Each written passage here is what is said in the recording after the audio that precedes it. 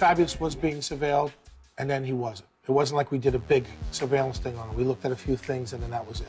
Such as people he hung with, certain locations he frequented, any other people that had different crimes that affiliated themselves with him. Certain things was going, like, you know, police were following us around and stuff like that, and I had heard this buzz of, yo, they got some hip-hop cops, you know what I'm saying? Fabolous got pulled over twice, if we remember. There was 2 incidents he got pulled over. One was the possession of the weapon. Number 2 is one of the other guys that was in the car with him was another guy who ran with Fabolous. There's a guy that we investigated. His name was Rashard Davis, and I know that he is a questionable type guy, guns, assaults. At that time, Rara didn't even have a rap sheet. You know, Rara was actually, we had a clean slate, and he'd never been arrested for any felonies. There was information that there were guys going around in his particular group that were going out there robbing other rappers. There were investigations with a robbery involving Foxy Brown, home invasion, and there was also another robbery with Busta Rhymes. There were people that were in your crew at one point, you know, and I don't know what type of relationship you might have with these guys, but that they were doing robberies on other rappers. Have you ever heard of this before?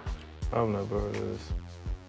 We had information that some of his guys that traveled with him were doing robberies of other rappers, and they were taking chains and gold and things like that, and they were going to a jeweler, and they were getting the jeweler to melt down the jewelry, and the jeweler was reselling it.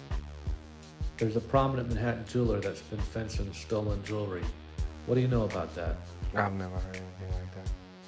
When they took the jewelry to a guy who could get rid of the jewelry, he was involved in a murder in another state.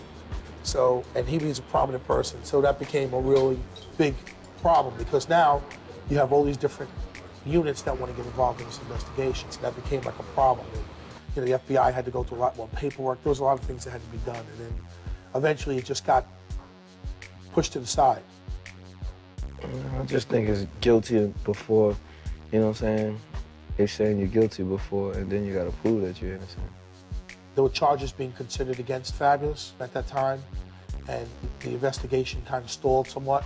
These are the things that a lot of people don't know what's going on. Like, a lot of people are very quick to judge, like, why do you have the hip-hop police out here looking at certain people or following certain people? And it's because of things like this that happen.